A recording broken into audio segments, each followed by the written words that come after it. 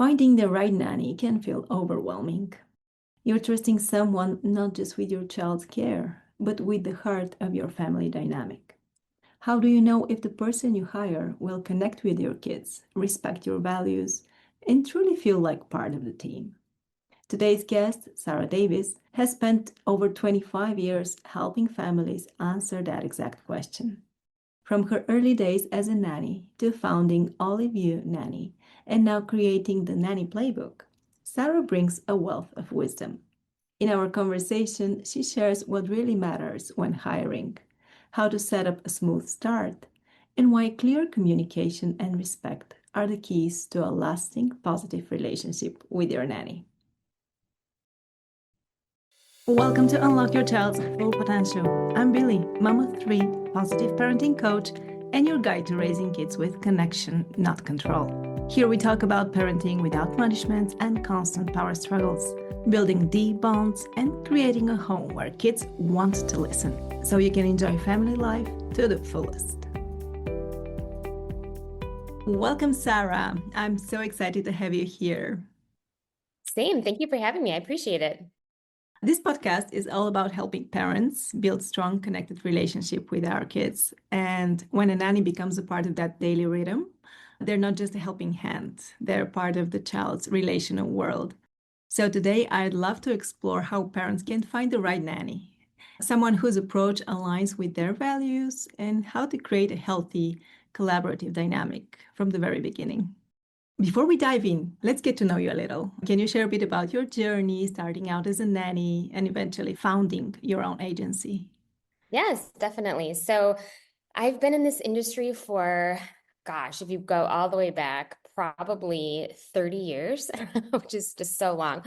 But I was a nanny when I was younger, a summer nanny in high school. And then I was a nanny after high school. I moved sort of all over the country to San Francisco, Minnesota, Denver, Chicago, and nannied all throughout. And then I started my company when I was 24. My company's actually 20 years old this year. So it's 20. Wow, congratulations. Thank you. And I started the company in Chicago, and I started it before I had kids. So I was nannying part-time and decided I wanted to start my own company, and I just felt like I could do it better. At the time, 20 years ago, there weren't a ton of resources out there, and it was before smartphones. So really it was like kind of boots on the ground, looking for nannies, going to parks. Honestly, I would go bring my business card to parks and find nannies.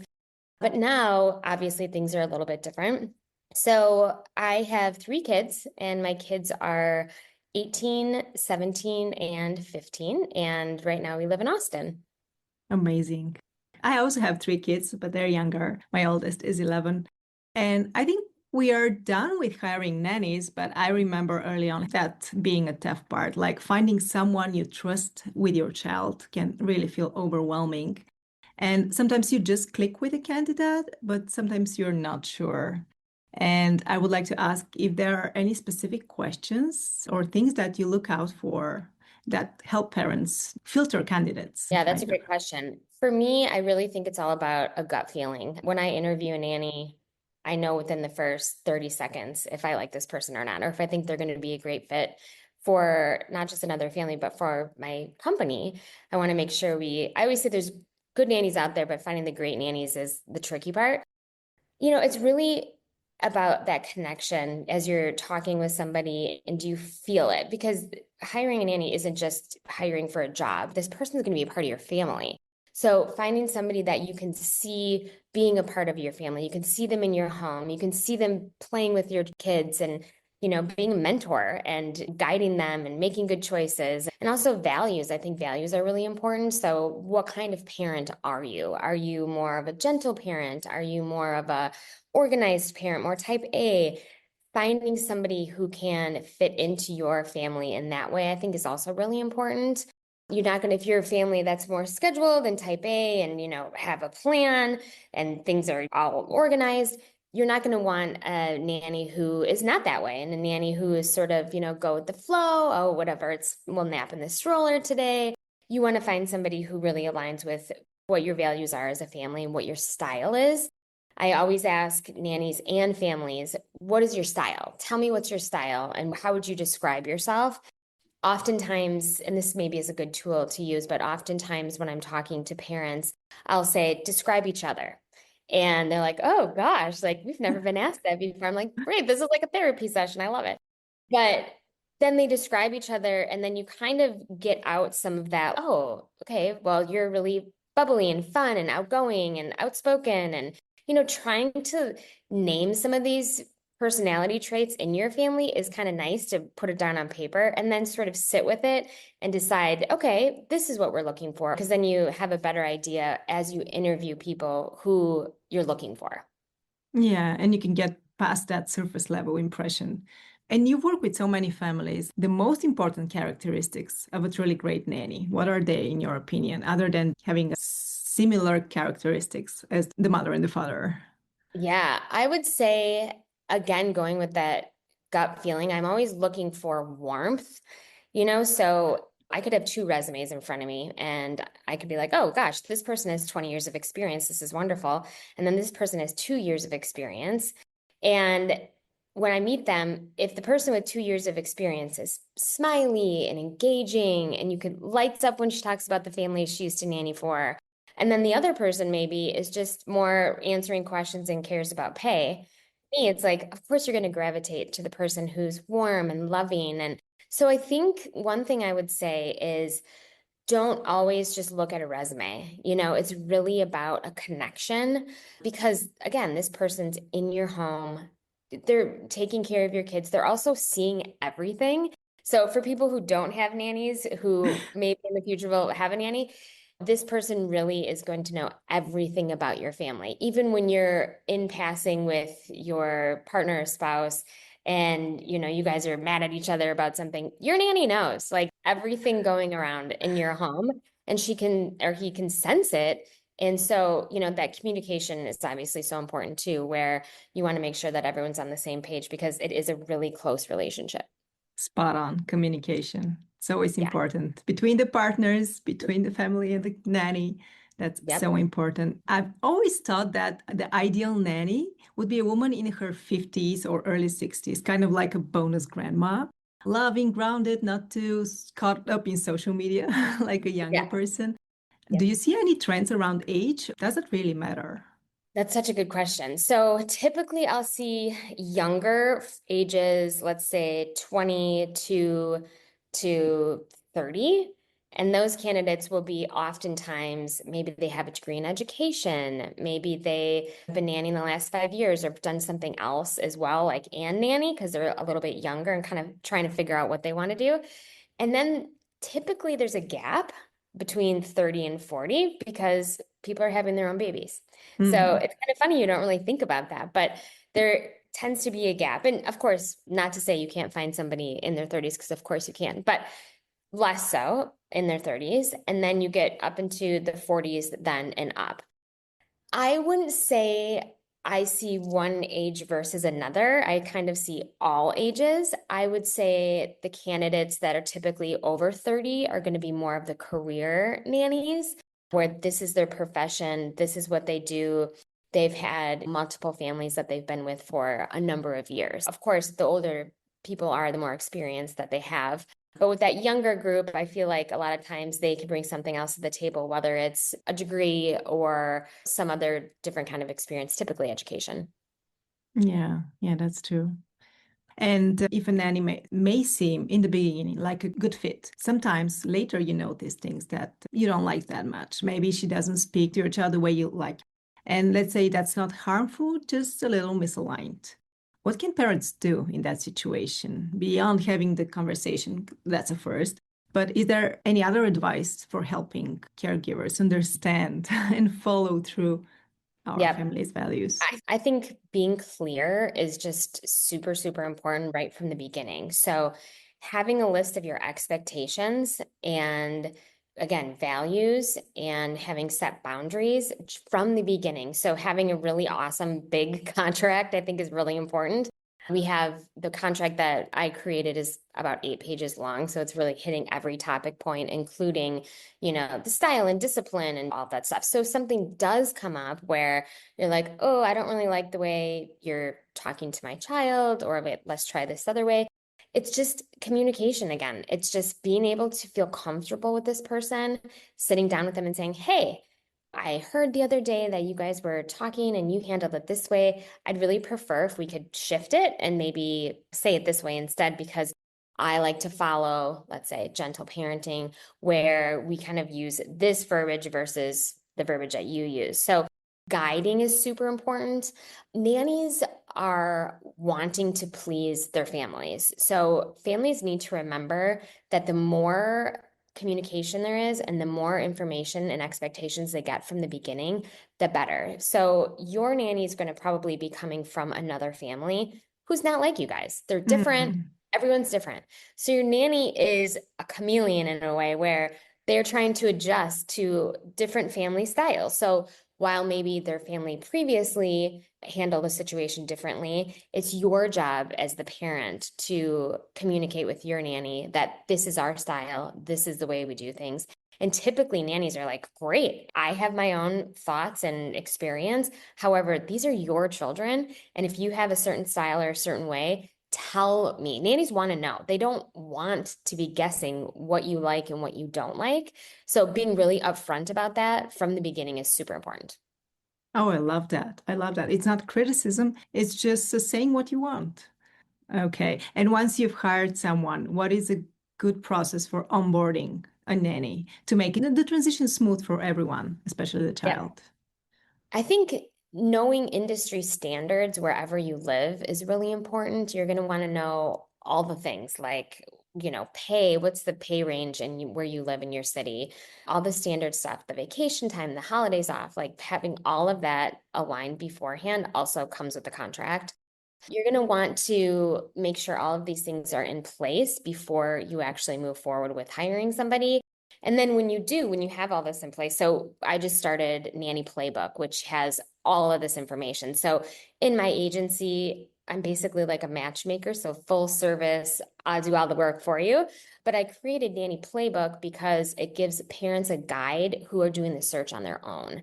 So it comes with a contract, interview questions, industry standards, all of these kinds of things that I believe any family needs, because how would you know otherwise? You really don't know. You're kind of guessing and getting information from all different places. So I kind of just put it all together so it's a playbook so that families know how to hire a nanny. So making sure that you go through all this information, knowing what kind of candidate you're looking for again is just important. And let yourself, if you can, if you have the time to find your own nanny, let yourself be surprised maybe in candidates that you interview, because sometimes I'll send a different type of candidate. For example, you had mentioned more of a grandmotherly type nanny. And if I were working with you, I might say, well, Billy, there's this younger nanny who I just feel like your personalities are really going to match. And being open to being like, you know what? I'm going to meet that person and see how they do align with our family, because you might be surprised. I think another big thing is references. I can't tell you how important that is. Calling the last families that your nanny worked for, asking the questions, which we also have a list of those questions too. I typically ask about 25 questions to each of Oh, their previous wow. families. Yeah, I really want to know. I want to hear tone in their voice. I want to hear, how was this person a part of your family? Because they're with your children, they're helping raise your children. So I want to hear, oh my gosh, the tone in the voice, and they were so amazing and they did this. So taking the time to talk to their past families is really important, because you learn so much more about them that you're not going to see when you just do an interview. Yeah. And that's when one needs an agency. Like, how can I do all this research? And after that, see like 10 ladies and It is, interview it them. is. Yes. And then again, it's a gut feeling. And if you don't feel that, if you've interviewed a couple of candidates, you look at your spouse and you're like, I'm not sure, then you just haven't met the right person yet. I think that you will feel that when you do meet the right person. So don't settle for anything less than perfect So fit. definitely don't settle, and see how your kids react too. I know that your audience is more that like 5 and up range. Well, most nannies are nannies for kiddos who are younger, but nowadays I'm seeing a ton of families hire house managers. So the kids are a little bit older, and this person, house manager, will pick up kids from school, bring to activities, help with homework, and then do things in your home as well. They can help with laundry, they can prep dinner, they can go to the grocery store, they can do all these other things while the kids are at school. So if you're hiring somebody like that, somebody who's going to be super fun with the kids and engaging and helpful, and see how your kids feel about this person. So having that person come in for an interview and hang out with the kids and see what that dynamic looks like too is obviously important. And do you recommend spending a few days together before we leave them alone? Definitely a trial day. So what I typically do is with my agency is because everybody is already pre-screened, I have my nannies interview with the families right away in their home because I already know these people. But if you're doing a search on your own, then I would do probably a Zoom first and ask all the basic questions, of course.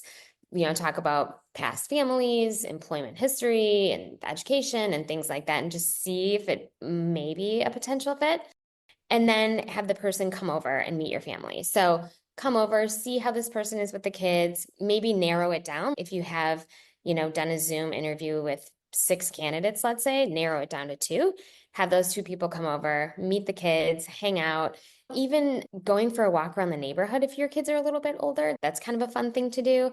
Because you don't just want to sit there and be like, okay, let's see you perform with my children. So coming up with something to do is obviously a good thing. And then get the feedback from the kids. If the kids are a little bit older, be like, how did you like this person? How did it feel? You can tell kids have that intuition about who feels good around them and who doesn't. Yeah, for sure. That's Spidey sense. Yep. And what would you recommend in situations when a parent works from home? I remember hiding in the other room so my child wouldn't hear my voice, otherwise she'd come running. Is there a way to make that work without confusing the child and making the nannies work harder? Yes, that is such a hot topic, actually. So that's where the boundaries come in. So setting those boundaries ahead of time is just so important. And now, post COVID, so many people work from home. So it is even a bigger topic now than it ever has been before. So, depending on the age of the kiddo, if it's a baby, let's say, for example, and mom or dad's working from home, they're on a call, an important Zoom meeting or whatever it is, and the baby's crying, it's like, well, what do you do? So, talking about these things ahead of time and setting those boundaries. So, the boundary could be, okay, so I'm going to share my calendar with you every week and just let you know as I have important meetings pop up that I'm going to be on an important call. Maybe you guys could go for a walk if the baby's a little bit fussy, or maybe you guys could go downstairs and play down there while I'm on this call. So having that communication is really important, especially as a parent. If you're in a meeting and you can't have your kiddo banging on the door, like you need to make sure that's figured out ahead of time.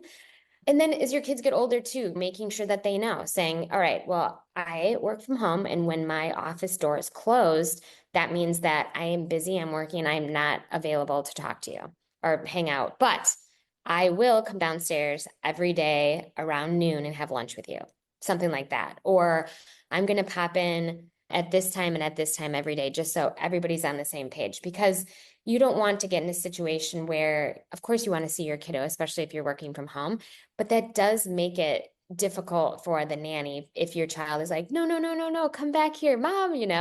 So being able to have that conversation ahead of time and just really setting those boundaries so that everything is clear so you don't get into this situation where you're like, oh, I don't know what to do. This isn't working out. But it's very Yeah. common nowadays, post-COVID, to have that situation. And if your nanny is an experienced nanny, they will also have some really good ideas on how to handle that. Yeah, I remember that trying to distract the kiddo so you leave the room unnoticed. It's kind of like putting your baby down for a nap when you're like slowly trying to not wake your baby up. Yeah, it's kind of like that. So, making sure everybody knows and it's very clear, even the kiddos. So it has to be a long contract and a lot of agreements in it to make sure that both sides feel clear, respected, and taken care of. Yep, it's definitely being very clear from the beginning. I always tell families, put more of your expectations in the contract and have these conversations because you can always go less. You can't go more. So you can put certain things into the contract and you don't want to add on later. So think about everything up front because you don't want to say, oh, you've been here for 6 months and actually we decided we want you to do the family's laundry. And it's not really fair. So thinking of those things up front and putting them in the contract up front is a good idea. Yeah, I love that. And I would like to hear the nanny's perspective. Like you've been on the other side as a nanny yourself. What are a few things that you wish more families understood or did differently when working with caregivers? I think really it's respect. I was a nanny so long ago, but I interview nannies all day, every day. So I'm constantly talking with nannies. So I'm getting their feedback on what they're looking for. It's really respect over anything else. So I've had a lot of nannies that have just said, I love this family and I love the kids and I have been with this family for 5 years and I don't want to leave, but I'm being disrespected from the parents.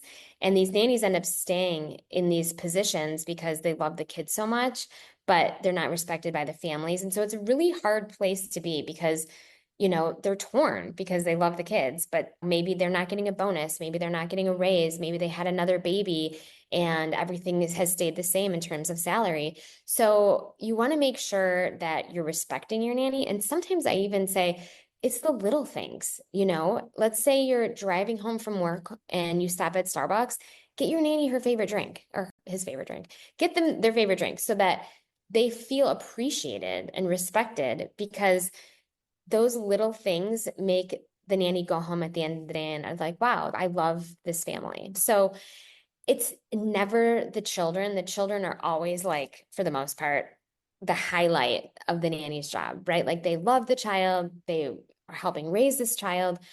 It's usually more the parents where the tricky parts come in. And it's funny because I'll do talks every once in a while and I'll have a family raise their hand and they're like, do you have any like crazy nanny stories? I'm like, no, but I have crazy family stories. Let's hear one, please. Yeah. Well, I have my own personal story. When I started nannying, I was nannying in Denver. Actually, I've been a nanny for a couple of years at that point. Started nannying in Denver, and I started working for this family, and they had a 2-year-old and just had a new baby.